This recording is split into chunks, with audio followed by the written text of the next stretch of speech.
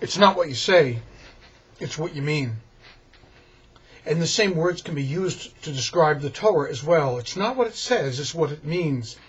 It's the eye, the brush that we take to the Torah and the way that we interpret it, the way that we understand it. The Torah is far from clear. It's far from obvious. It means so much more than it just appears to be at first blush. Take, for example, this week's Torah reading, which is called Tetsaveh. And it begins with Moses being commanded by God to tell the people, and particularly the artisans that were going to construct the menorah and all the appurtenances that would contain the holy vessels of the ark, what they needed to do. When the Torah begins by saying, Atah Tetsaveh, you, Moses, command them, it was leveling this command particularly at Moses, because otherwise he had nothing to do with the construction of the menorah and all of the vestments as well. He had nothing to do with it all. They were to be created, crafted by the craftsmen of the Jewish people, not by Moses.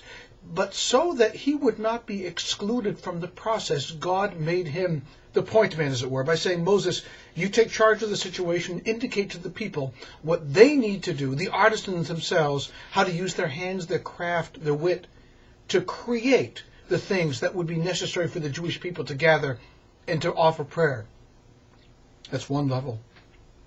Another level is that Moses' name is not found anywhere else in the Torah reading.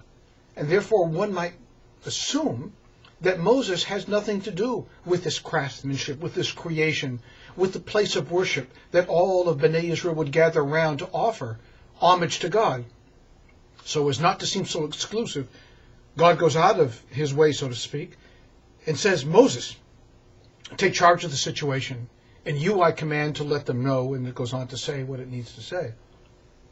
Or, the Torah reading might well mean that in the 32nd chapter of the book of Exodus, something terrible occurs where Moses confronts God, and God is so angry with the Jewish people for having created a golden calf that God says, I'm going to wipe them out. And Moses responds to God by saying, if you will do this, then you must erase me from your book. Those are words that we're familiar with. We say of the most nefarious villains of the Jewish people that they should be erased from the book of life. Their name should be obliterated. Yimach Shemo is associated with all of the terrible villains of Jewish history. Moses, in a sense, says the same thing, perhaps for the first time. He says, if you do this, God, erase me too from your book. No one can stand up and say anything without there being repercussions from the words. Now, while Moses said those words to God, and God relented, God did not only save the Jewish people, he also kept Moses. No words uttered fall into a deep hole, never to be heard again, which is why Moses' name does not appear in this week's Torah portion.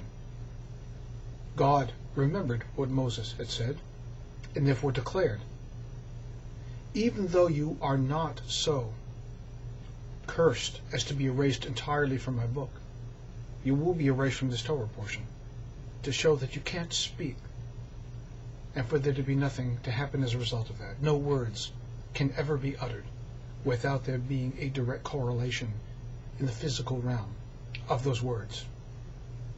As I said, 3 different interpretations for 2 simple words. Atah Tetsaveh, Moses, you command. And there's so much more.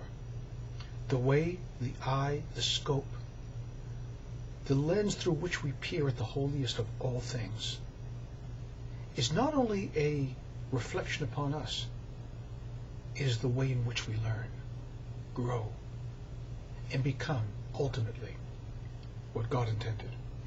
Shabbat Shalom.